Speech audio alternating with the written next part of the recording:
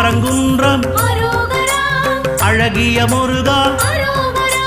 தீராவினைகள் தீர்த்திட வேண்டும்